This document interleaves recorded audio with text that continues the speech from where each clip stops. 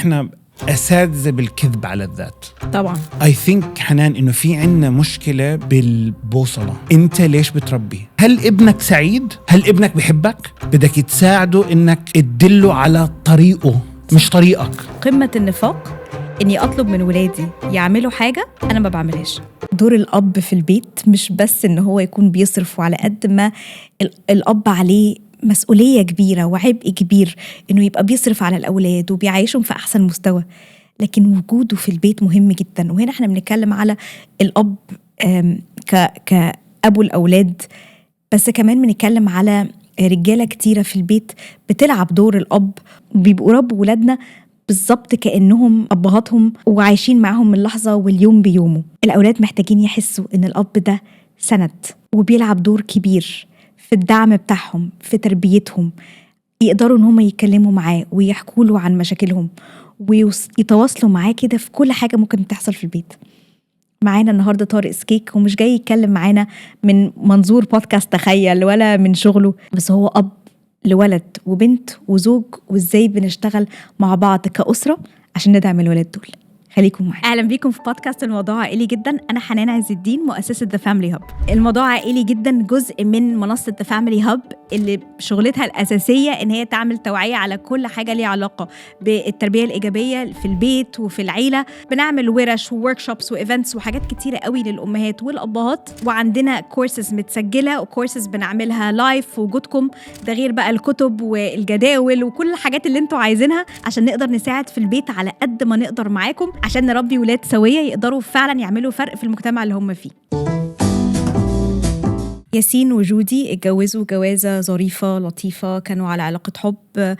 هو اشتغل شغلانة كويسة قوي، ربنا رزقهم ب3 أولاد، وهو كان دايما شايف إنه مسؤولية الأولاد دي والتربية دي مسؤولية جودي مراته، مش مسؤوليته هو شغلته إن هو يحافظ على كيان البيت، يشتغل، يكبر في شغله، يقدر إن هو يحافظ عليهم مادياً، يعيشهم في أحسن مستوى، يدخلهم أحسن مدارس اللي نفسهم فيه من ناحية اللبس والتليفونات والسفر والخروجات، يقدر إن هو يوفروا ليهم. هو فعلاً قدر يعمل ده. وبعدين هو قفل عينيه وفتحها ولقى 3 ولاد كبروا، وبدأ إن هو يتكلم معهم بقى في حد من ولاده بدأ يحبه وعايز يتجوز، حد عايز يدخل الجامعة، حد عايز عنده مشاكل، وهو بدأ يبقى شايف إن في مسافة كبيرة قوي ما بينه وما بين ولاده، وحس إن كل السنين دي عدت وهو بيحاول إن هو يعملهم أحسن حاجة، بس في الآخر ياسين ما عندوش أي علاقة بولاده. معنا النهاردة طارق سكيك. طارق، أنا سعيدة إن أنت قاعد قدامي النهاردة. والله وأنا أكثر. طارق، أنا عايزة أقول لك حاجة بقى. إحنا النهاردة مش هنتكلم معاك كأن أنت صاحب بودكاست ومنصة تخيل، مش هنتكلم معاك إن أنت you are the co-founder of SASH و public affairs وكل الحاجات الحلوة اللي إحنا بنسمعها دي. نتكلم معاك إن أنت النهاردة أبو يارا وأبو خالد، بس that's it. احنا عايزين نتكلم بس لا هو بس دي كتير حقيقة، بس تحتيها 3 4 5 شرط. منورنا يا طارق. الله والله بنورك. شكرا يا حنان. شكرا. ايه رأيك في قصة ياسين وجودي؟ ياسين وجودي. ياسين للأسف ياسين كثير موجود للأسف، وياسين مسكين غلط الغلطة، وهو في آية بتقول أنبئكم بالأخسرين أعمالها الذين ضل سعيهم في الحياة الدنيا وهم يحسبون أنهم يحسنون صنعا. فهي أحد الأشياء الرئيسية اللي محطوطة على الإنسان في اليوم اللي احنا فيه. وياسين مشكور إنه حاول وعمل، ولكن ياسين نسي إنه جزء كبير من دوره كأب يتعدى فكرة إنه أنت مش عم تسمن عجول، أنت مش عم تطعمي وتوفر مسكن وبيئة. أنت عليك دور أكبر بكثير إذا بدك العائد. فهو مسكين ياسين ضحية أتوقع كمان. إيه العائد؟ العائد صداقة لا توصف. يعني الوقت اللي الواحد بيقضيه مع أولاده سواء بكل من مراحلهم العمرية شيء قيمته جدا عالية، تفوق فكرة إنه ناموا أكلوا اتغطوا منيح مريضين لا بخير طب يلا مع السلامة ويروح نايم ولا طالع ولا حاضر فيلم. الفيلم موجود ما بروح، الأخبار بتتكرر كل ساعة، الموجز بينعاد مرة تانية، ولكن اللحظة اللي بتروح مع ابنك لا تعود لا تعود، وانت اوريدي مشغول بحياتك بما فيه الكفاية انه في كثير بيروح عليك. الوقت اللي بيتوفر لك انك تكون مع اولادك اقعد معهم، لانه الموضوع مش توفير اكل وشرب. امال ايه؟ انا مقتنعة طبعا انت بتقوله، بس ايه بقى؟ والله احكي لك شغله، هي 90% المشكله انا بتوقع بدايه المشكله تبدا بايجو الشخص. بدي اقول لك قصه صارت معي.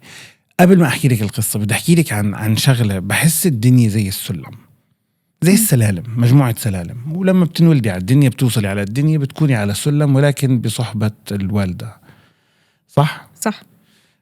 وهي اللي بتعلمك كيف تطلعي، والوالد موجود يرعاك ويتأكد من طلعتك ونزلتك وإلى آخره. وبعدين بعدها بفترة بتلاقي حالك صرتي مثلا بالحضانة أو بمدرسة ابتدائية وحواليك مدرسين بيعودوك تطلعي وتنزلي وتروحي وتيجي، وكل مرحلة بتخلصي منها أنت ما زلتي على السلم، ما زلتي تتسلقي، صح؟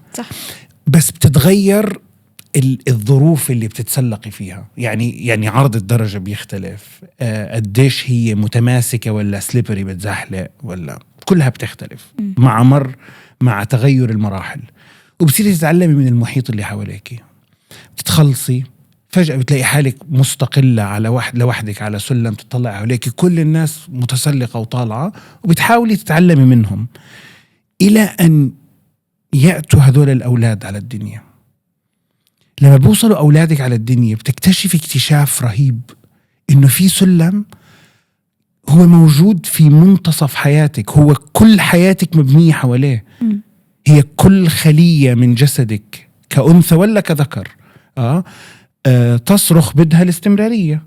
ربنا أعطالك هاي الاستمرارية بذرية أعطالك إياها سواء ولد ولا بنت. وتكتشفي إنه السلم الرئيسي المهم في حياتك، طبعا في عدة سلالم طبعا، في سلم اللي هو العمل، سلم الأصدقاء، سلم الهوايات، سلم العلاقة الزوجية، سلم الأسرة وإلى آخره. ولكن تكتشفي إنه البوصلة صار لها شمال مختلف، صار لها شمال اسمه بدي هاي الذرية تنشأ بطريقة صالحة لإلي وللمجتمع. بحس إنه اختزال كل ذلك بتوفير مادة شيء كارثي. حنان كارثي. أنا قابلت شخص في يوم من الأيام لن أذكر اسمه، وإذا عم بسمعني وسمع كلامي كل التحية والحب له، بيقول لي أنا حاسس حالي كريدت كارد وربنا معطيله ATM ساعات بيقولوا. بيقول لي حاسس حالي أنا كريدت كارد، بيجوني لما بدهم شيء وربنا معطيه، يعني ربنا معطيه ما شاء الله، ولكنه غاية في الحزن. لما بيكون طالع الناس اللي قاعدين معاه على الترابيزة مين هم؟ سواق السيارة تبعته ويمكن الحلاق. فبتحس الوحدة موجودة بعيونه. أولاده كبروا ولكنهم they grew apart زي ما بيقولوا، they grew apart، يعني الأسرة تشعبت وكل واحد راح بحال سبيله. فبيحكي لي بيقول لي أنا مش عارف بشو قصرت، والله عمري ما أنقصت عليهم شيء، والله عمرهم ما طلبوا شيء إلا ياخدوا أجدد وأحسن شيء. فسألته سؤال بقول له كيف علاقتك بوالدك؟ قال لي رائعة بتجنن جميلة جدا. قلت له روعة، اذكر لي 10 حوادث بتذكرك بوالدك. 10 حوادث اللي ذكر لي إياهم كانوا كلهم لما طلع مرة بيستنوا أخوه وتأخر فهو أكل علقة ومرة كانوا رايحين يجيبوا أغراض فما لقاش الغرض اتبهدل. مرة راح يغسل سيارة أبوه قام ضرب له إياها بالحيطة فقام ضربه. طيب وبيحكي وبيضحك كما تضحكي أنت بالضبط، كما تضحكي أنت. أنا الثيرابيست اللي جوه بتموت دلوقتي، بس كمل يعني.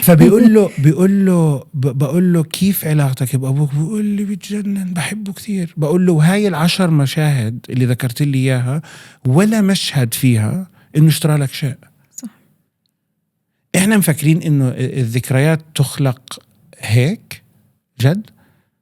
تفضل يا بابا جبت لك تليفون جديد، تفضل يا حبيبي جبت لك ايباد جديد، تفضل يا بابا شوف السرير الجديد ما اجمله. ما هكذا تخلق الذكريات. ذكريات تخلق انك تجرب اشياء معهم. هيك انا بحس. انا هاخد بقى كلمتك دي وهبدأ بيها. ناس كتيرة تقولك انا مش عارف اتواصل مع ولادي اصلا، سواء كانوا صغيرين او كانوا كبار. انا مش عارف اصلا اتكلم معاهم. انا مرة قلت لابني يتفرج معايا على ماتش كورة وهو مش مهتم. انا بنتي اصلا هتكلم معاها في ايه؟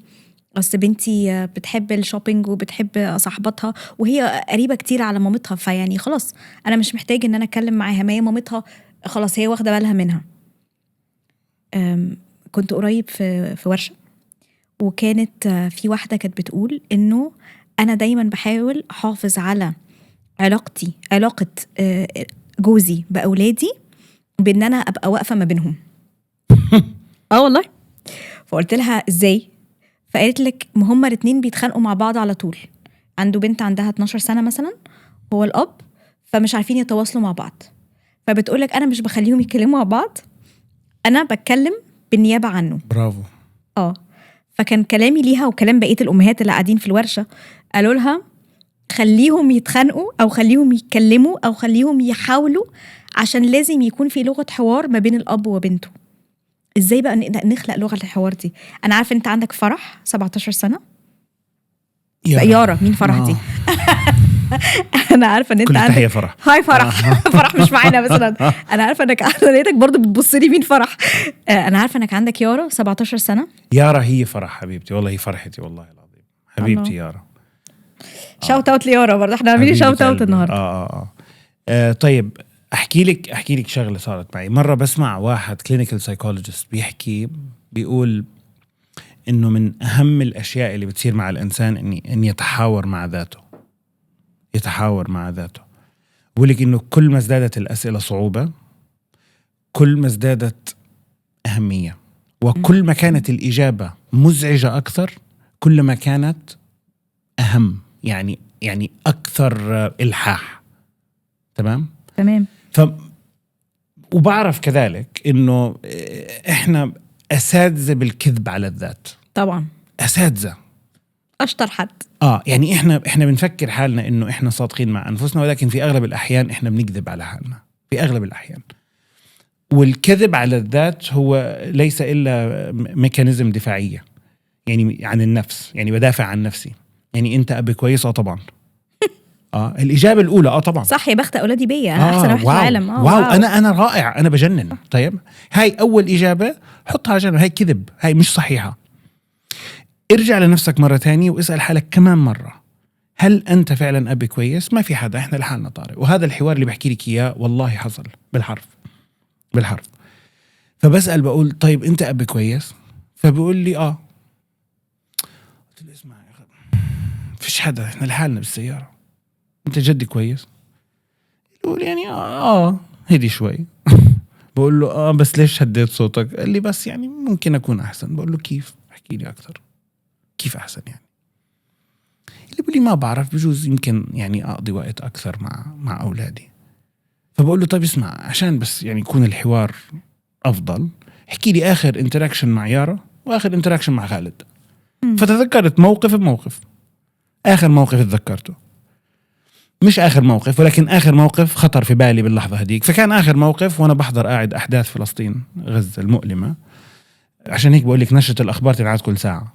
فجاية يارا بتقول لي بابا بدي أحكي لك شغلة، فقلت لها بابا ثواني بس النشرة. طيب ونسيت أرجع لها. راحت يارا وما رجعت لها. اتذكرت إمتى؟ لما بحكي مع حالي هذا آخر موقف، وهي ما رجعت لكش تاني. هلا يعني ما كانش راحت خلص. بابا بس قلت لها بس ثواني بابا بس ثواني النشرة. طب آخر موقف مع خالد كنت بحكي مع واحد من أعز أصدقائي، الدكتور منذر، حبيب قلبي الله يسعد لي إياك. فقاعد بحكي معه، خالد قاعد عم بسمع، وخالد في هذا السن اللي مفكر أصحابي يعني بيسرق أصحابي مني. أيوة. بياخد تليفوناتهم وبقعد يتصل فيهم وبيطلع معهم، يعني واصل لهاي المرحلة. فبدي أحكي مع منذر بموضوع، فبدي أزحلق خالد. فبقول له خالد موعد نومك يلا احط. وهو مش موعد نومه. فاتذكرت هدول الموقفين، فبحكي لحالي بقول له بتعرف شو، لنفسي بقول ممكن تكون أب أحسن. فأنا بحس إنه لازم أروح للأولاد وأعتذر لهم. ونشأ صراع كبير بيني وبيني اللي هو إنه كيف تحكي لأولادك إنك غلط، كيف تحكي ليارا إنك حلقت لها وما رجعت لها مرة ثانية، وكيف تقول لخالد إنك اتخلصت منه عشان بدك تحكي مع منذر. وهون اتذكرت الإجابة الأولى اللي بيقول لك إنه كل ما كان الجواب أكثر إزعاجا كل ما كان أهم. فقلت له لا، رح أعمل هيك. روحت على البيت وناديت يارا وناديت خالد، ورانيا كانت موجودة. قلت لهم اسمعوا، لازم أحكي لكم شيء. أنا اليوم بحكي مع حالي فلقيت إنه أنا مش أب كثير كويس، وهيهم حيحضروا الحلقة وتذكروا هذا الحوار.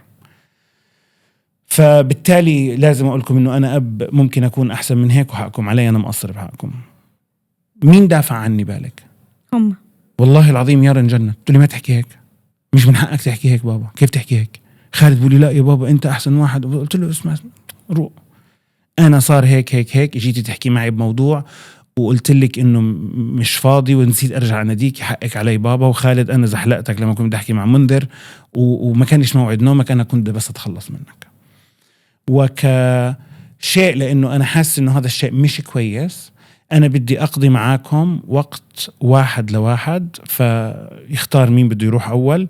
10 أيام ب10 أيام على أي مكان بدكم إياه، أنتوا صمموا الرحلة كما شئتم، وأنا إذا بدكم أنا موجود، أنا حاضر. وفعلا زبط خالد الرحلة الأولى. طبعا يعني خالد ما بعرف ليه، عقاب ما بعده عقاب. أخذني على أبرد مكان في العالم، أخذني على، رحنا على منتجع اسمه زرمات، بعرفش كيف لقاه أصلا. زرمات في سويسرا. أنا كنت عايشة هناك. واو. أخذني على منتجع درجة الحرارة فيه ناقص 17 بالليل. أيوة. زي هالوقت. شفت التوبلرون رحنا على التوبلرون. وفي واحدة تانية اسمها ماونت هورن ولا ايوه، ما هو ده الماترهورن. ماترهورن ما شكل ده الشكل بتاع التوبلرون بالضبط. وبعد يحكي لي شغلات غريبة. بتعرف كم واحد إنه هناك كم واحد ماتوا. الفكرة وين؟ إنه طلعنا 10 أيام 1 on 1 بديزاينه. فلما وصلنا على الفندق بحكي لهم، طبعا الفندق ما سيارات ما بتوصل لهناك، فأنا صفينا السيارة وأخذنا قطار، وبعدين من القطار بيبعت الأوتيل محطة القطارات سيارة صغيرة كهرباء بتوصلك لعند الأوتيل. فوصلنا فبقول لهم انتوا غلطانين، الغرفة معطينا كينج سايز بيد، احنا تو سينجل بيدز. فهو عمل لي بيقول لي، قلت لي it's my trip I design it حبيبي، مختار انه نفس السرير. فقعدت 10 أيام يا حنان، والله حتى في الحمام وقف لي على الباب حبيبي. ما تركنا بعض لثانية، لأكتشف يا عزيزتي إنه عندي يعني شاب من أروع ما يكون. أنا اللي كنت واقف بيني وبين إني أتعرف على هذه الشخصية الجميلة. طبعا اسمعي، فيها العلاقات كيف تنشأ من هاي الظروف اللي أكثر أشياء بتضحكني هي أكثر أشياء أغضبتني في هذيك اللحظة. يعني مثلا خالد الساعة 3:30 الصبح داخل من البرندة، بابا طلع، ماسك إزازة مي حاطتها برا فتجمدت في الليل. فبقول لي اضربها، فبخبطها بتتجمد. فبقول له انت جد بابا مصحيني على 4 الصبح تقول لي تجمدت؟ طب بعدين شو أعمل؟ قال أمي امشي تحت. الفكرة إنه كرجل 40 يعيش بطاقة شاب عمره 14 سنة. يا الله عن النعمة اللي موجودة بين إيدي طبعا، ولكني مش شايفها. بعدها بفترة قصيرة بالمرحلة هاي يارا ورانيا سافروا، هم حبايبي، راحوا على سكول اكسكرجن مع المدرسة، بس رانيا كانت مع يارا لأنه يعني هيك ارتأت إنه أحسن كمان. وأنا أتفق 1,000,000% إنه أحسن تكون معها. وبعدين لما رجعت من السفر بعدها بأشهر تخرجت يارا من اليير 12، وبعدها طلعنا رحلة 10 أيام كذلك نفس الشيء. رحنا من البرتغال إلى آخر إسبانيا بالسيارة ورجعنا، يعني 10 أيام رايحين لفينا كل إسبانيا والبرتغال. تعرفي لما تتعرفي على أولادك، أنا عندي بالبيت أجمل شاب وصبية في العالم، وأنا يعني بعرفهم بس مش ليس بما فيه الكفاية. سيدنا عمر مرة سأل واحد رضي الله عنه، بيسأل واحد بيقول له بتعرف فلان؟ قال له بعرفه. قال له سافرت معه؟ قال له لا. قال له تزوجت يعني في نسب بينك وبينه؟ قال له لا. قال له طب اتجرت معه؟ قال له لا. قال له إذا ما بتعرفه. لأكتشف إنه كلامه صحيح حتى مع أولادك، لما بتسافر معهم بتشوف أجمل ما فيهم، وكذلك بشوفوا أجمل ما فيك. ولكن افهميني، مرات أجمل ما فيك هو أقبح ما فيك كذلك. بس تعرفي شو؟ تتعرى من هاي الفلاتر اللي حاطينها بيننا وبين بعض، وبتصيروا عن جد أصحاب، عن جد أصحاب. يعني أنا أقسم لك بالله يا حنان، هلأ أنا مشتاق لهم، نفسي أروح أشوفهم هلأ مع إنه قبل شوي سبته، بس لما ببعد بشتغله. أنا مصدق لأنه صاحبي. أيوة، لأن هي بتبقى يعني خلاص هو ده جزء لا يتجزأ مننا حتى لما بيبعدوا. العلاقة مش أنا أبوكم أو أنا أمكم، هدول أنت هذا نش قاعد بتطلعه عندك في البيت، فبدك تطلعه، بدك تستثمر فيه كويس، مش فلوس بس، بدك تستثمر فيه وقت وجهد ومشاعر، كمية كبيرة من المشاعر. وما في إفراط بالمشاعر، ما في إفراط بالمشاعر، في إفراط بالماديات. طبعا في إفراط بكل تأكيد. لا أنا معاك 100%. تعرف في الورش كتير قوي بقول للأهالي إيه؟ بقول لهم تعاملوا مع ولادكم كأنهم الكلاينتس بتوعكم بجد. أنا لما يبقى عندي كلاينت عايزة أجيبه يسبونسر بودكاست، هفضل وراه واتشقلب في نفسي واعمل له حاجات اللي هو عايزها عشان انا محتاجه الماديات بتاعته. جماعه عن جد لهلا مش عاملينها سبونسر للبودكاست؟ مش معقول اسمه كلا بصراحه وي ار بس طب بدنا حد اكبر عايزين حد يعني الموضوع اللي بتحكي فيه شو في اهم من هيك مواضيع تحكي فيهم؟ ايدي على كتفك، ايدي على كتفك يلا لو سمحتوا سبونسر. بس لا والله، بس انت فعلا بنعمل كده، بنبقى في شغلنا بنشتغل كده صح. بس انا لما يبقى مع ولادي، فكنت امبارح كنت بدي ورشه وكانوا كنا بنتكلم على المذاكره، فكذا حد من الاهالي من الامهات قالوا انا جربت مع ولادي كذا والحاجات اللي انت بتقوليها دي ما بتنفعش. قلت لها جربتي قد ايه؟ فلما يجي دلوقتي اب بيرجع من الشغل تعبان مضغوط مش قادر وعنده طاقه صغيره قوي ان هو يديها لاولاده، هيجرب مره في حاجه. لو ابنه قال له لا انا مش عايز اتفرج معاك على الماتش، او بنته قالت له لا مش عايزه اتكلم معاك، هيقولك خلاص مامتهم هتتصرف وبيسيب. بس انا لو ده كان كلاينت بتاعي اللي انا بشتغل معاه من الصبح، هفضل وراه لحد ما يقعد يتفرج معايا على الماتش، او اتليست هدور على حاجه يكون في ما بيني وما بينه حاجه مشتركه عشان نقدر ان احنا نتواصل. مش كده؟ شوفي في شغله بعرفش قديش صح ولا غلط، بس يعني هي في يوم من الايام، على فكره يا جماعه انا نسيت اقول لكم شغله كثير مهمه. اذا مفكرين انه جاي اقول لكم اني بعرف الاجابات فانتوا كثير غلطين. لا احنا بدأنا بنقول ان احنا مش بنتكلم كده. انا لا، يعني اول شيء بتذكره بحياتي لما ولدت يارا، كنت موجود بالمستشفى الى جانب زوجتي رانيا، وانطردت من الغرفه لانه اجت القابله دكتوره رائعه قالت لي برا، فلانه كنت يعني صرت بدي أسير ايموشنال، وهي خافت على الأم وخافت، فأنا تبهدلت وطلعت برا، وهي بالمزحش معها ضخمة ما شاء الله، فطلعت. طيب فبعدين هديت تماما لما طلعت يارا حبيبتي وشافت الدنيا، فبتعطيني يارا، وكنت أول مرة بمسكها واسمعي صار عندي عن جد فايل نوت فاوند ايرور، والله العظيم صار عندي ايرور لما مسكتها لأول مرة. لما تمسك ضناك شعور لا يوصف. فبتذكر سألتها قلت لها اسمعي بالبوكس إجا تعليمات، إجا دفتر كتيب إشي يحكي في أي شيء يعني إيش نعمل؟ لأنه أنت متخيلة إنه هذا الشيء بتاخديه معك على البيت وخلاص هذا عندك. بعدين تنفتح مكان حب مش طبيعي جديد ما بتعرف انه موجود، وكل يوم بضل يزيد، وتفكر انه خلص هيك جبت اخري، تاني يوم تصحى بتلاقي اكتر، تمام، وكل يوم بيزيد، وكمية الخوف على هذا المخلوق وبدك تعمل له كل شيء. فمن المراحل الاولى من علاقة الاب والبنت اكتشفت انه، وبعدين وراها على طول خالد، بعدها بسنتين وصل خالد حبيبي. فلما وصلوا اكتشفت شغلة انه مش كل شيء لازم تقول لهم اياه، تعرفي أحد المشاكل الرئيسية من وجهة نظري ومرة ثانية يا جماعة والله ما بعرف الإجابات، أنا بجرب وأدعو الله إنه يا رب اللي بعمله يكون صح يا رب، ويعلم الله إنه نيتي بس إنه بدي أطلع نشأ صالح يكون مفيد لمجتمعه، سعيد، بضيف قيمة وقادر على إنه يكمل. مش مهم أنا كيف منظري، وهلأ بنرجع للنقطة هاي، بس الهدف هو إنه يطلعوا أولاد سويين في المجتمع. فاكتشفت شغلة كثير مهمة حنان، كثير من الأمور إحنا we overprotect الkids too much. يعني مرة إجا خالد بتقول لي رانيا خالد بدوش يروح المدرسة، ناديت قلت له بلاش تروحش، فطلع فيها هيك قلت له ما تروح قلت له والله ما تروح خلاص خليك. فبقول لي كيف يعني؟ قلت له بدكاش تروح المدرسة ما تروح، سهلة، بس خبرني، جرب أسبوع وخبرني عشان الاقي لك شيء تاني تعمله. يا بتنزل عندي على المكتب، قال بتشغلني عندك المكتب، قلت له طبعا يا بابا طبعا يا حبيبي. قال لي اعمل ايش اسوي؟ قلت له شوف قهوة وشاي، ممكن مثلا تنظف قدام المكتب اولها شوي شوي بتتعلم. فهو مفكرني بمزح، قلت له بابا والله ما تروح، خليك. وفعلا I think انه تغيب كم من يوم. فقلت له عنك ما رحت.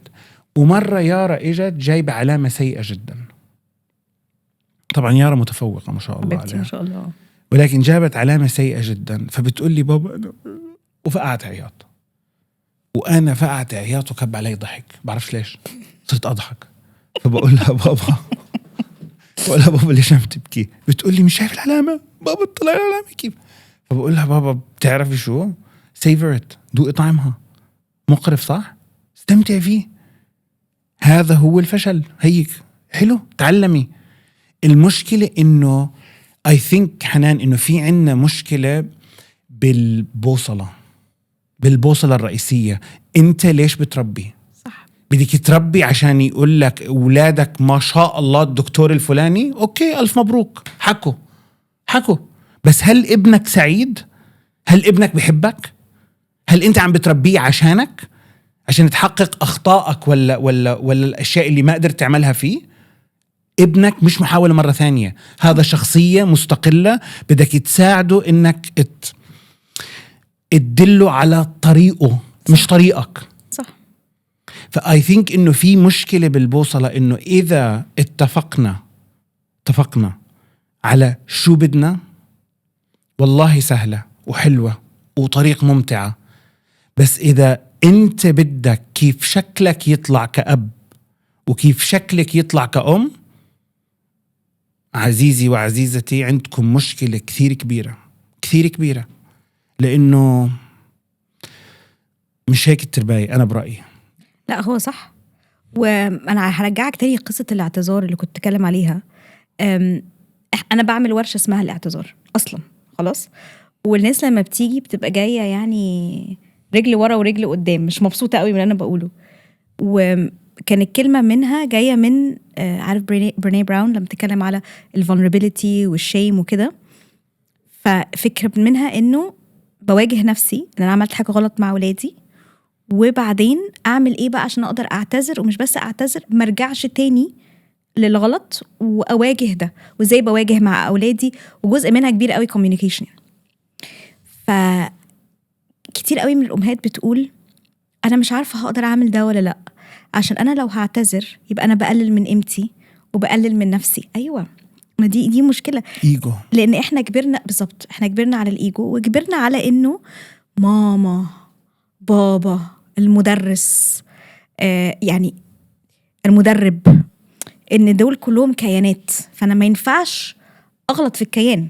سيبك بقى من الرؤساء والحاجات الدولة اللي إحنا مش بنتكلم فيها دي، بس أنت بتتكلم إنك تربيت على كيان.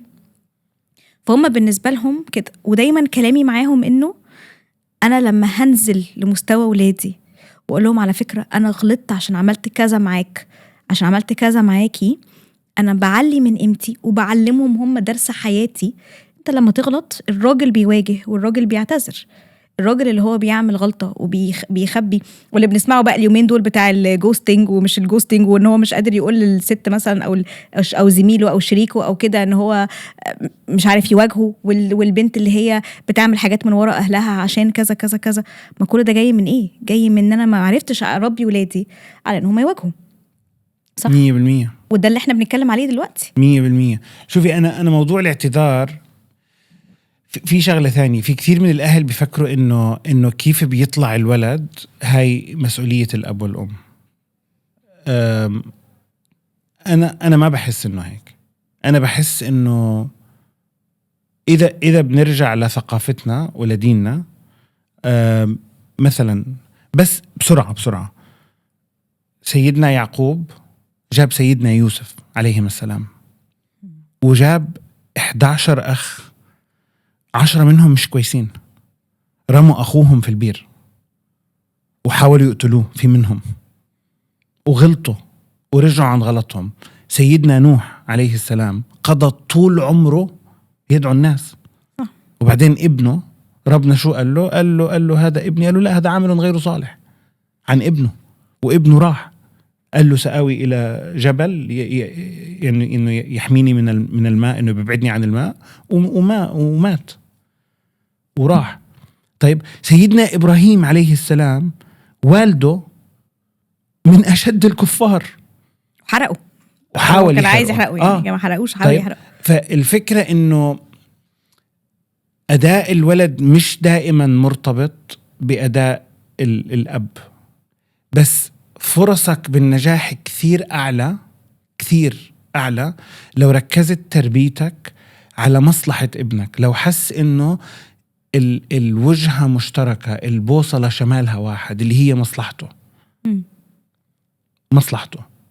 مصلحته مش إنك تجيب له أجدد سيارة، ولا إنك تلبسه أحسن لبس. والله العظيم هاي ممكن تمشي في مزرعة تسمين عجول عادي يعني. لا بصراحة والله انت مش وظيفتك مش تسمن عجول، وظيفتك تزرع قيم، تزرع أخلاق، تزرع دين، الأمور الصحيحة. وبعدين في شغلة كثير مهمة لازم أتوقع أغلب الأهل يسمعوها. تعرفي من أخطر الحيوانات إنك تتعرضي له مين؟ طفل الفيل. طفل الفيل، البيبي إليفنت هذا الصغير اللي واحد من أكيت المخلوقات على سطح الكوكب. حاجة مش معقولة. جربي العبي معه، أمه هتاكلك. أمه القطيع بأكمله سيهاجمك، بأكمله، كل رجاله وكل نسائه. ليه؟ لأنه الطفل بيتربى، تعرفي raised by a village. هو raised by a village حرفيا raised by a village. كل الإناث اللي بالقطيع بيساعدوا في تربيته، وكل الذكور اللي بالقطيع بيساعدوا بتربيته، وكذلك ابنك وبنتك. لأنه هدول إذا بتفكر فيها، بتوقع أنه التعليم المباشر للأولاد لا يشكل أكثر من 5%.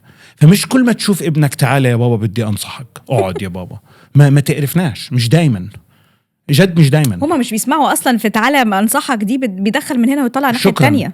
بس الولد شو بيعمل بشكل دائم؟ يراقب كل ما حوله. بالضبط. رقم 1 براقبك أنت، براقب كل تصرفاتك، براقب إذا أنت بتحكي كلام وبتعمل عكسه. براقبك إذا مثلا كيف تتعامل مع والدته، كيف تتعامل مع إخوته، كيف تتعامل مع أصحابك. ويراقب كل تصرفات أصحابك وردة فعلك على تصرفات أصحابك.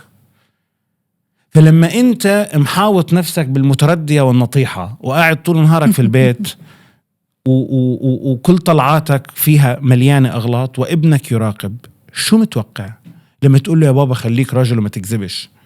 هيقول لك حاضر يا بابا كلامك صح. هي الفكرة إنه raised by a village، وكمان إحنا وأولادنا raised by a village. فتطلع شو عم تعمل حواليهم، عشان يعني هو قمة النفاق. ودايما بقولها للأمهات، قمة النفاق إني أطلب من ولادي يعملوا حاجة أنا ما بعملهاش. صح. قمة النفاق.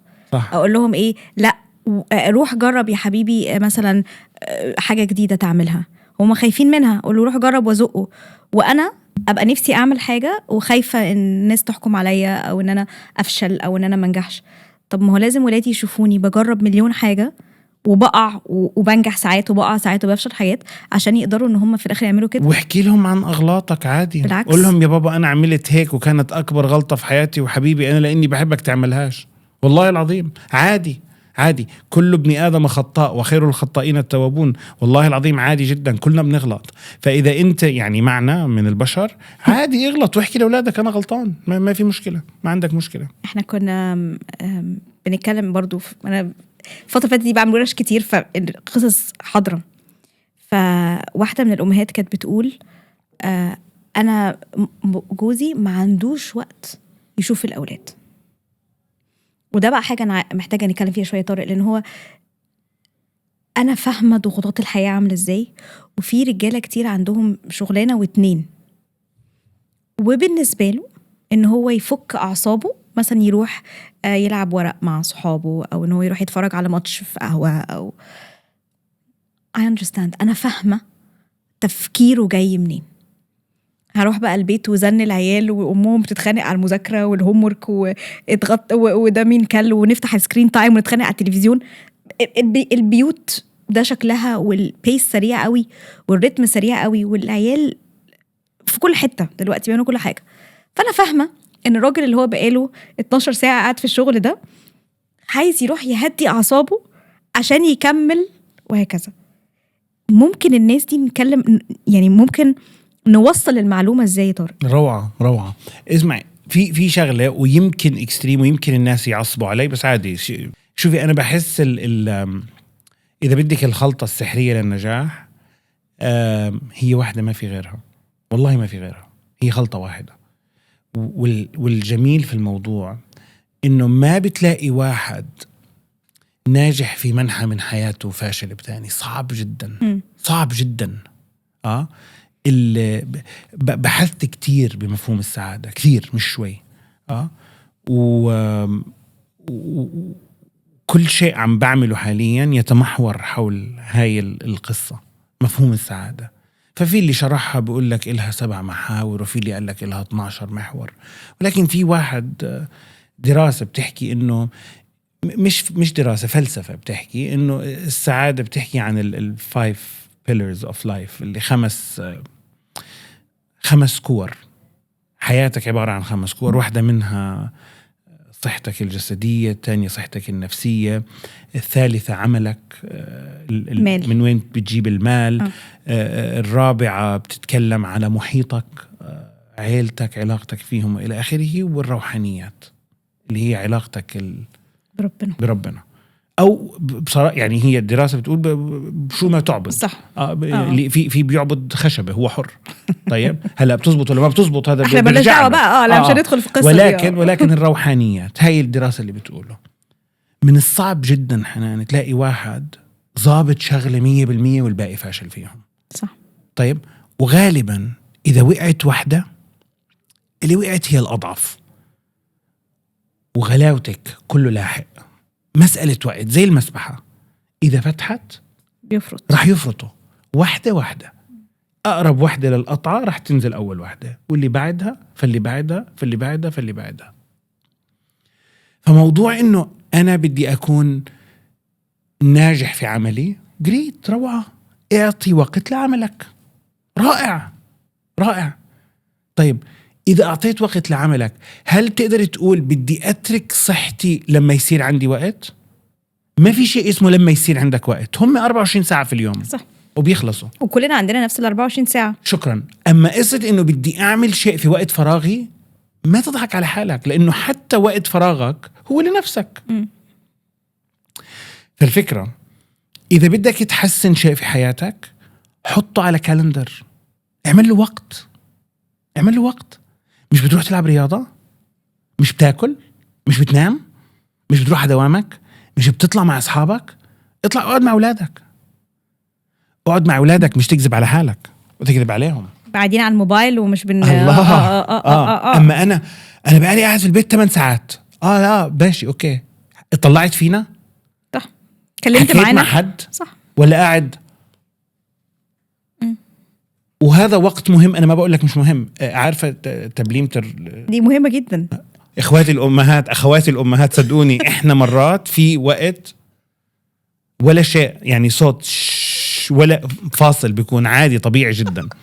فهاي فقرة، ولكن من الفقرات المهمة جدا حط فقرة بيومك لأولادك، وإلا ما بدك، إذا مش من أولوياتك خلص بلاش. بس ما تزعل لما يكبروا. عارف يا طارق بخاف من إيه؟ بجد بخاف من إيه؟ أنا طول عمري الحمد لله كنت بدرس ثانوي 13 سنة من عمري across the world، يعني درست في مصر وفي سويسرا وفي الإمارات وفي السعودية، ودايما بس بدرس الآخر كذا سنة 11 تاني 11 12، وكنت قريبة الحمد لله يا رب اللي my students قريبة يعني.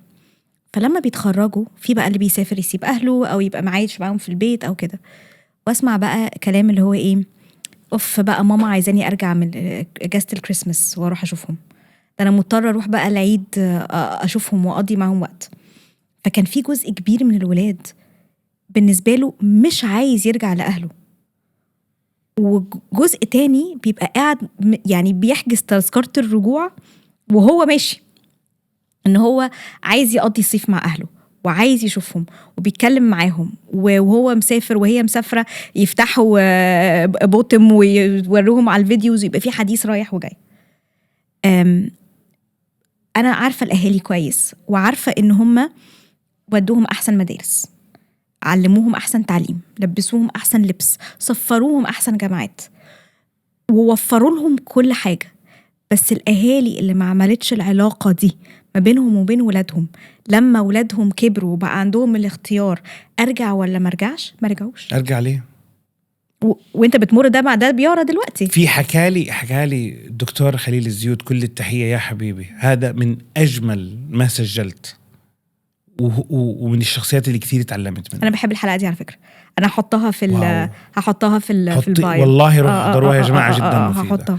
حكالي كلمه، قال لي البر نوعين، بر الزام وبر التزام. انا فاكره الكلمه دي. اما بر الالزام فهو انا قاعد، هذا ابويا الله يرحمه يا رب، الله ياخد بيده، البر ولازم اعمل اللي عليا وتشيك ذا بوكس وكل حاجه انا بعملها باتجاه مسؤوليتي امام الله. وبر الالتزام بيقول لي الاب اللي بالعنايه المركزه وابنه قاعد على الباب يدعو الله انه بس كمان ساعه اشوفه بس. فبقول له ما الفرق بينهما؟ قال لي الآية شو بتقول؟ رب ارحمهما كما ربياني صغيرة. قال لي كما، حط تحتها 3 خطوط، كما ربياني صغيرة. إذا ما قدرت تعطيهم ما رح يعطوك، ولو أعطوك حيعطوك إلزام، مضطرين. إذا كويس هيقول لك يلا الله ياخد بيدك، الله يلطف فيك يا رب، مش يا رب يخلي لي اياه. انا في ولد بكاني قريب، كان عيد ميلادي في ابريل اللي فات، فبقالي مثلا ما درستوش من 2016 وتخرج في 2016 وسافر امريكا سان فرانسيسكو doing very well ما شاء الله، بيشتغل في ابل، يعني خطير حبيبي ربنا يحميه. فبيقولي انا بقالي 4 سنين ما شفتش اهلي. بقوله ليه؟ يعني انا متاكده المشكله مثلا مش تذكره الطيران الماديه يعني. فبيقولي هم ساعات كده بيجوا يعني مختطفات وكده، بس انا مش عايزه اشوفهم، لان كل ما بشوفهم بفتكر الكلام اللي كان بيتقال لي، بفتكر الاوجاع اللي كانت بتحصل، بفتكر المقارنات اللي ما بيني وبين اخواتي. فكل لما يجي سيره ان انا انزل اشوفهم في اجازه بطلع اي اكسكيوز ان انا مش عايز. بكاني لان انا عارفه امه وعارفه ابوه وعارفه قد ايه هم قلبهم على اولادهم. they mean very well وناس محترمه جدا جدا جدا طارق، بس العلاقه كانت ما فيهاش ود وما فيهاش حب وما فيهاش انه احنا بنطلع مع بعض وبنسافر مع بعض وبنعمل حاجه سوا. كل حاجه بتشكل بوكس، بسفرهم اجازه وانا لوحدي والولاد لوحدهم. واو. بصرف واو. عليهم كده كده كده. فالولد ما شاء الله يعني متعلم كويس جدا، بيشتغل شغلانه كويسه جدا، وباختياره هو مش عايز يرجع.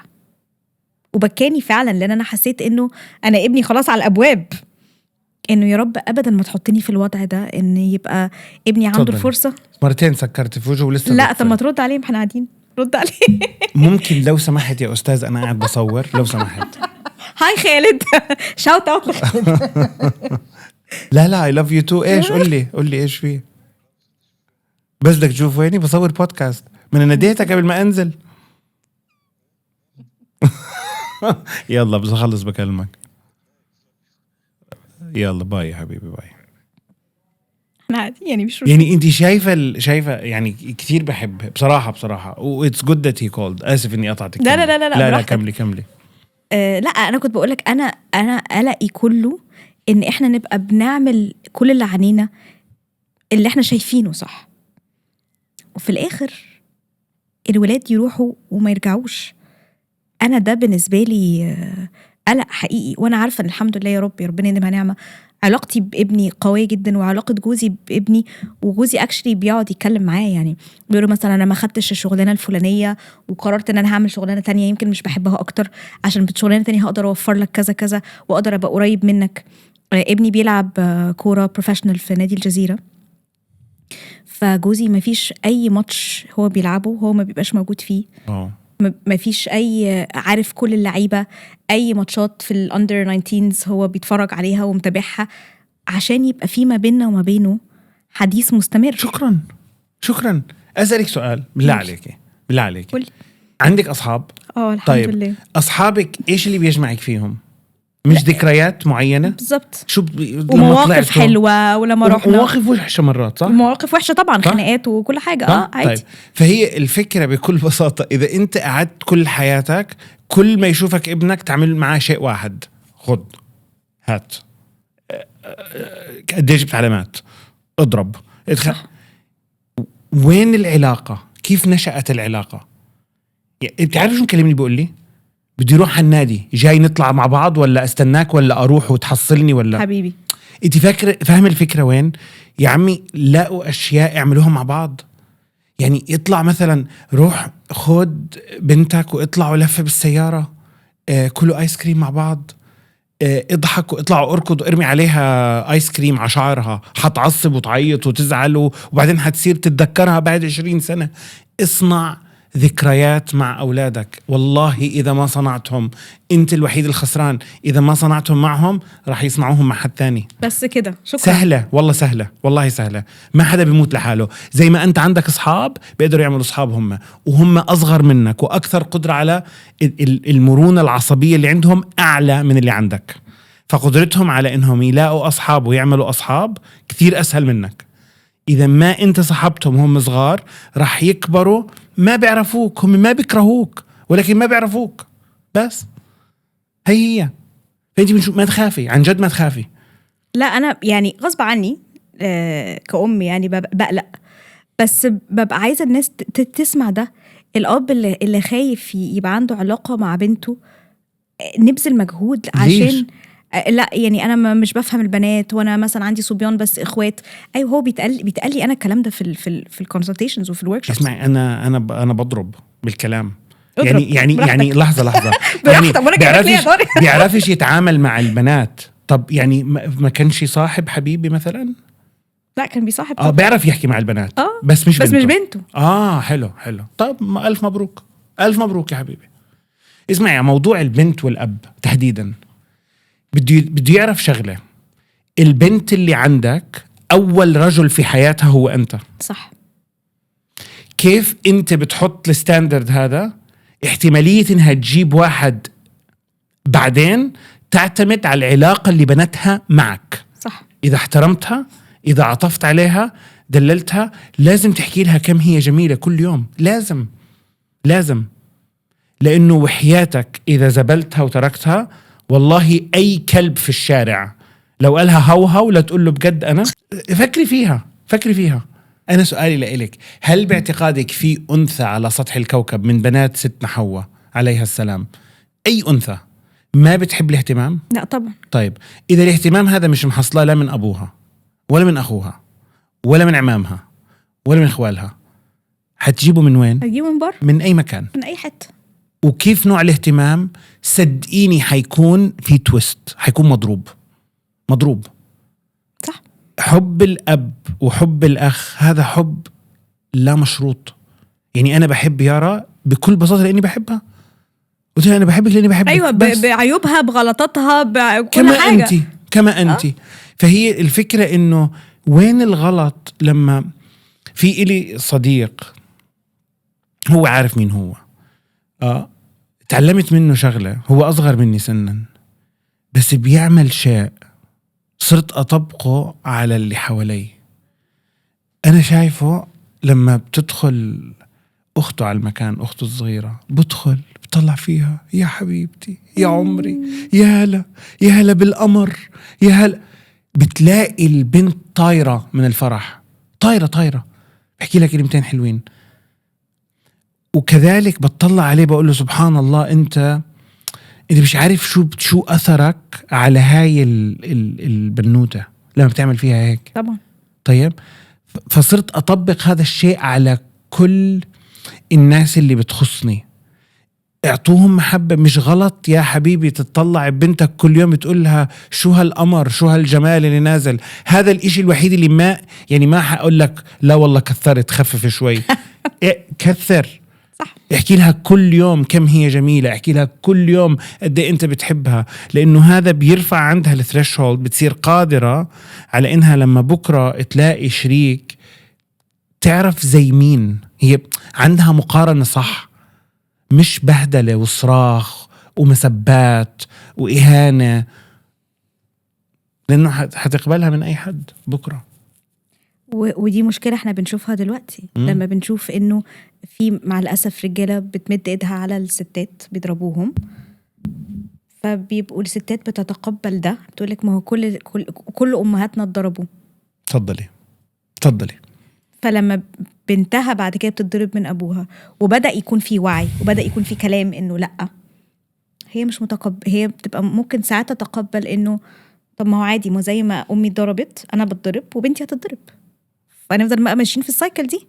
هنيئا لك يا صديقي، مبروك. سمعت؟ مش عارف شو أقول لك.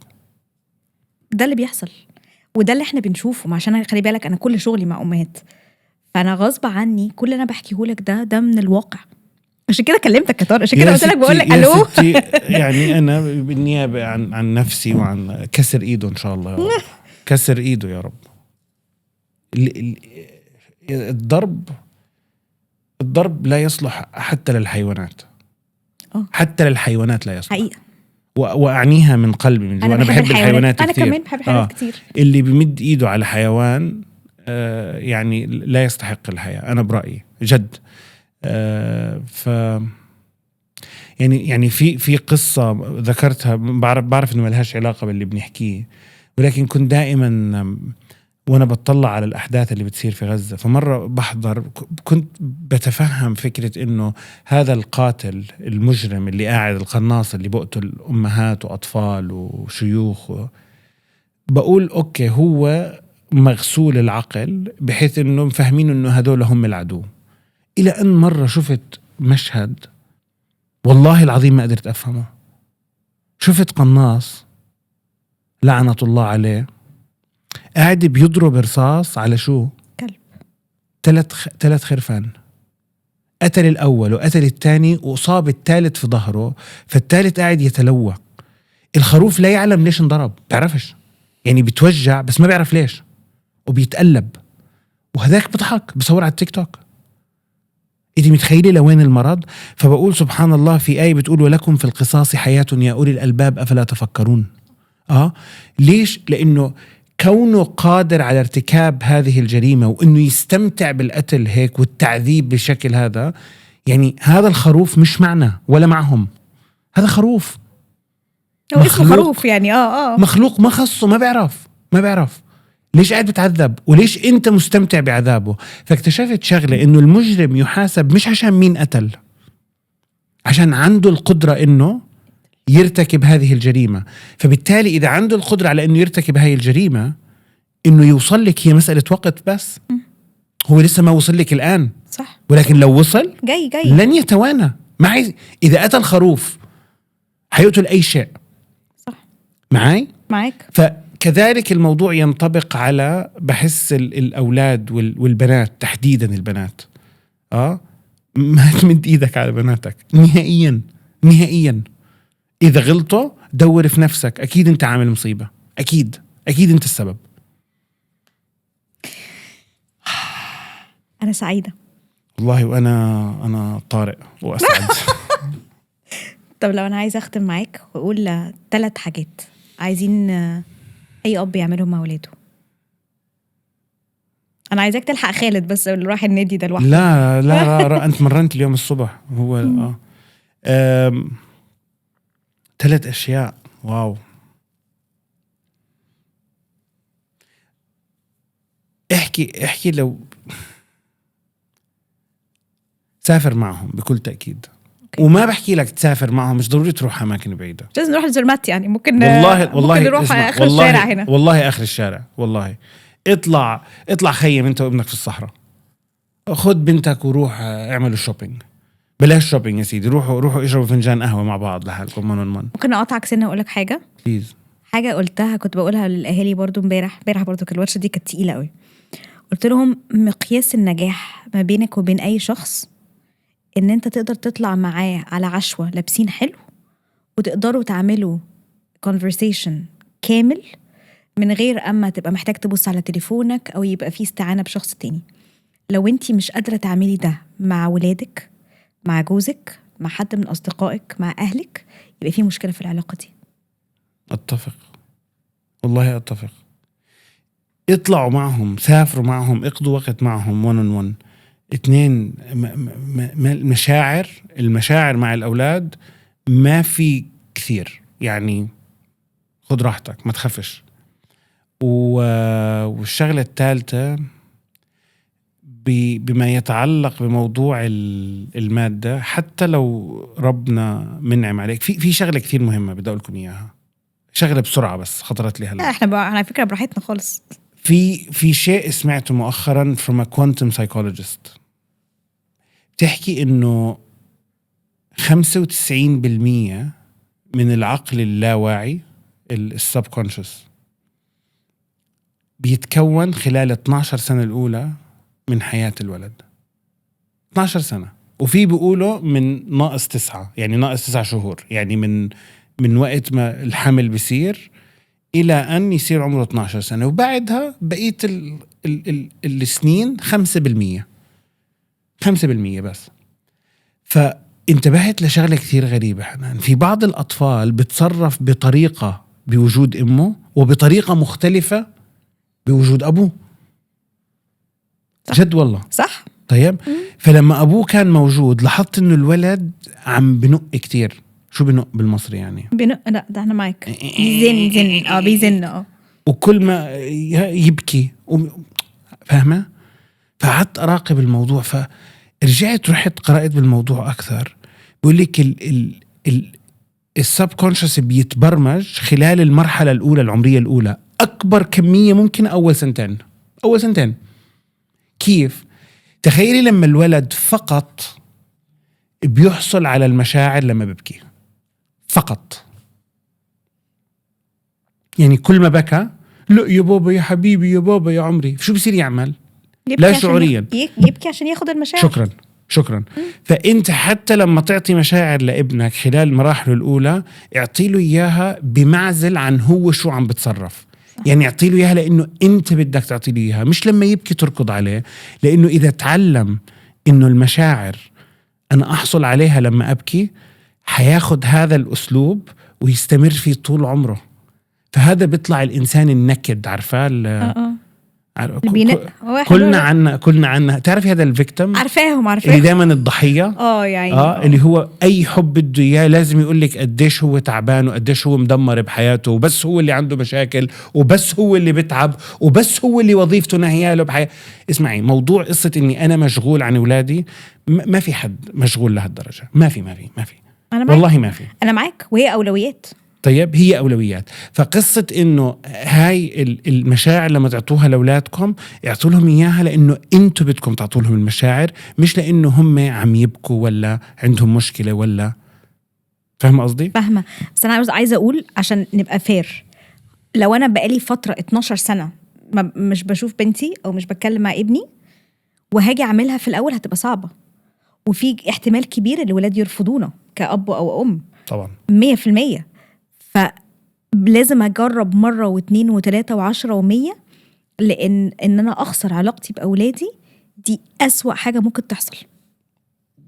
أنا اسمع، أنا بحكي يا الله شو صح كلامك، أنا بحكي من كوكب زمردة اللي أنا عايش فيه.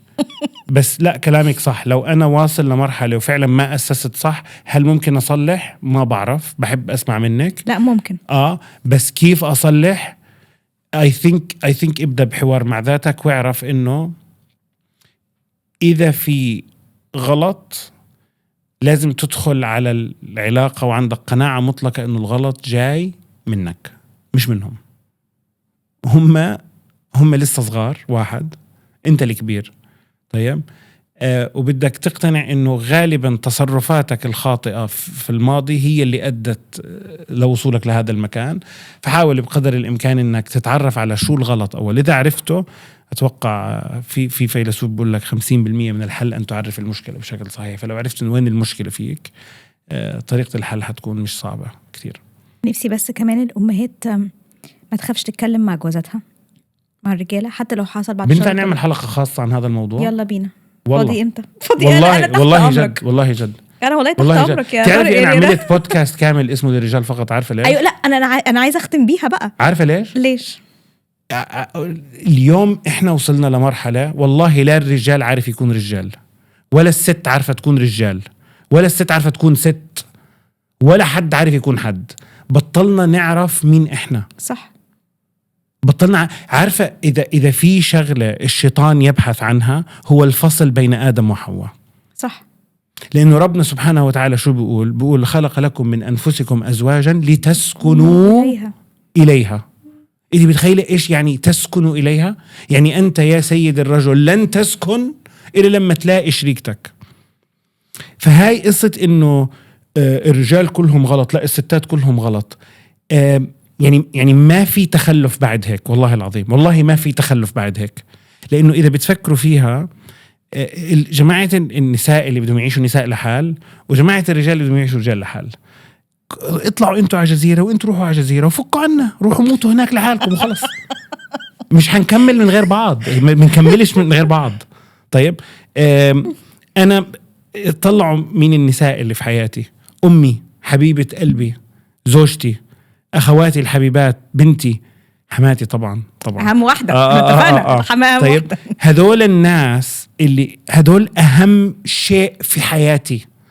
طيب فموضوع مرة بحكي على strong independent. أنا لا strong ولا independent. أنا مش عايزة أبقى strong. أنا أيوه. أنا codependent. طيب أنا ما بسوى بصلة من غير شريكتي. صح. ما بقدر. انت عارف لما بقول كده، لما بقول انا ديبندنت جدا يا جماعه، انا ديبندنت جدا على ان انا معايا شريك حياتي ده بنروح وبنتخانق وبنتصالح ويعني. بس الناس بتقولي انتي حنان، انتي سترونج وبتاع لهم. لا يا جماعه، انا يعني في الاخر الست ست والراجل راجل. يا ستي انا سترونج بس انا مليون مره اقوى فيها. صح. وهي مليون مره اقوى فيا. بتعرفي في فيلم اسمه كاستاوي؟ تعرفي طبعا. شفتي العلاقه بين ويمبلدون ويلسون شو فاكراها؟ فاكره ويلسون طبعا. ايوه الكوره. هل قد احنا اندبندنت؟ هذا ضرب علاقه مع كره لما ضاعت في المي. المشهد اللي هو بيبكي على الكره لما بيقول له ويلسون ام سوري ويلسون، انا صرت ابكي معه. صح. احنا مخلوق يا جماعه لا يستطيع ان يعيش لوحده. احنا ارسطو بيقول لك الانسان حيوان اجتماعي. احنا ما بنقدر نعيش بمعزل عن محيطنا. مين اهم حدا بمحيطنا؟ نصنا الاخر بكل بساطه. فقصة هاي انه احنا لحال وانتوا لحال، يا عمي تواصلوا، كوميونيكيت. والله العظيم الدنيا كتير احلى. طب تيجي نختم بمن اونلي؟ قولي لي. انت اللي قولي. ايش اقول لك؟ قولي انت ايه وات از بتعملوا ايه في من اونلي؟ احنا من اونلي اقول لك احنا اصلا اصحاب من اعمار مختلفه وخلفيات مختلفه. في صلوحه النواوي حبيب قلبي صلوحه شاب عزابي بدنا نجوزه قريبا ان شاء يلا. الله. ايدي على كتفك. بص احنا عاملين نجوز الناس كلها اليومين دول.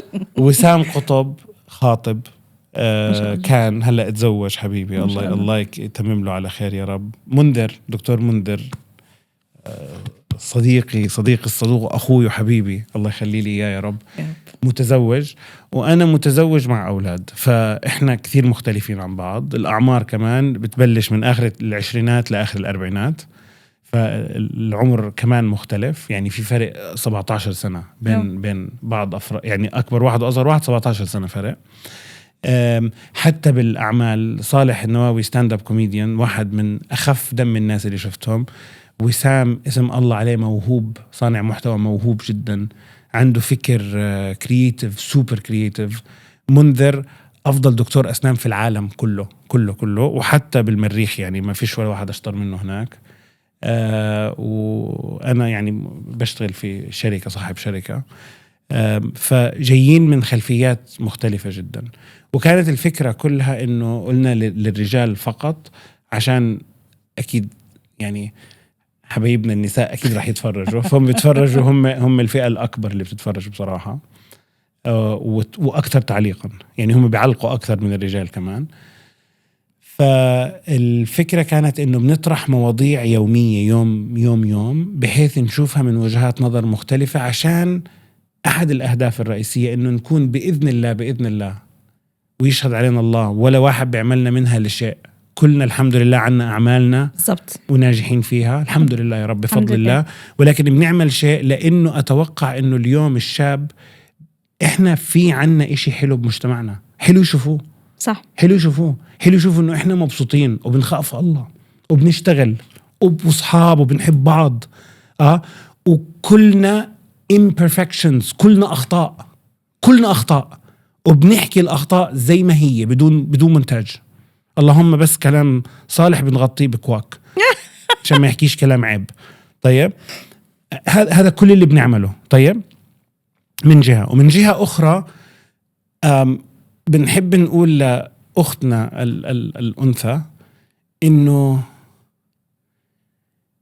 إحنا أبسط مما تتخيلوا بمراحل. دي حقيقة كثير. تعرفي من الأشياء اللي والله العظيم ربنا معطي المفاتيح للمرأة أن تحكم الرجل بأسهل طريقة ممكنة. وبدي أذكر لك قصة لسيدنا محمد عليه أفضل الصلاة والسلام. تتخيلي لما سيدنا محمد راح على غار حراء ويتعبد ويظهر له جبريل ويقول له اقرأ يقول له ما أنا بقارئ. يمسكه ويهزه يقول له اقرأ يقول له ما أنا بقارئ. بعدين ينزل عليه الوحي. بعدين يركض سيدنا محمد عليه الصلاة والسلام وهو يرتجف ويروح لستنا خديجة ويقول لهم زملوني. شو كيف تصرفت؟ صدقته غطته أكلته هدته يا ريت والله غطته وذكرت له كل محاسنه. قالت له والله إنك بتوصل الرحم وإنك صادق وإنك أمين وتركته وراحت. عشان هيك إذا بتسأل إذا بتطلع على السيرة النبوية الشريفة مين هي المرأة؟ هي سيدة خديجة. ستنا خديجة طبعا. كيف شو عملت؟ احتوته. بعدين شكرا. وبعدين لما وصف الرسول الزوجة قال إذا نظر إليها سرتها إذا اطلع عليها ابتسم بنبسط. إذا قدرت الزوجة تكون هيك لزوجها أقسم لك بالله يا حنان لا تمشيه على العجين ما يخربطه والله العظيم. لا مصدقك. أما إذا بنطبق هاي الحالة اللي صارت مع أي واحد اليوم لو واحد روح لزوجته وهو يرتجف هتقول له وين كاين شو اللي بتعمله؟ هتقرفنا بقى. أكيد من عملك السودة.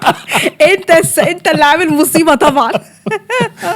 فبس دي عايزه حلقتين تانيين مش حلقه واحده، مش هتكفي. مش فهي هتكفي. هي من اونلي بس عشان نقول لكلا الرجال والنساء انه احنا بنسواش بصله بلا بعض. بس والله بس احلى ختام. طارق مش عارفه اقول لك ايه. والله انا اللي كثير انبسطت. ثانك يو قوي قوي قوي قوي للقعده الحلوه دي. والكاسب اتجنن. شفت كيوت قوي صح؟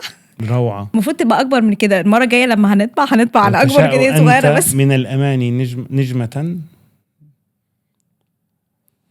ويشاء ربك ان يناولك أن القمر. يناولك القمر. الله الله. للحوار بقيه. تشرفنا كثير وشكرا. نورتنا على يا طارق. الاستضافة الرائعة من أجمل البودكاست اللي سويتهم. أنا سعيدة بيك. واللي بتعمليه شيء جدا رائع. الله Thank you. يقويك يا رب. وإذا بقدر أساعد بأي طريقة أنا دايما موجود. هيها on air. أي شيء بقدر أساعد فيه أنا أتشرف. أنا I will hold you accountable. الكلمة دي 100%. همسك فيها. أنت حر بقى. أنت حر. أي سيمينار بدك يعني أكون موجود. أنا حاضر بأي وقت والله. دن يعني هو مش دن. هو دن. اكتبوا يا جماعة وراكم هنشوف والله دن. والله أتشرف. نورتني يا طارق. شكرا انتوا سمعتونا لحد الاخر في الموضوع عائلي جدا. كل اقتراحاتكم وكل افكاركم تفرق معانا جدا. اي وقت محتاجين تبعتوا لنا اي حاجه تقولوا لنا افكاركم وارائكم واقتراحاتكم حقيقي هتفرق معانا. ويا رب نكون دايما عند حسن ظنكم بينا. شكرا.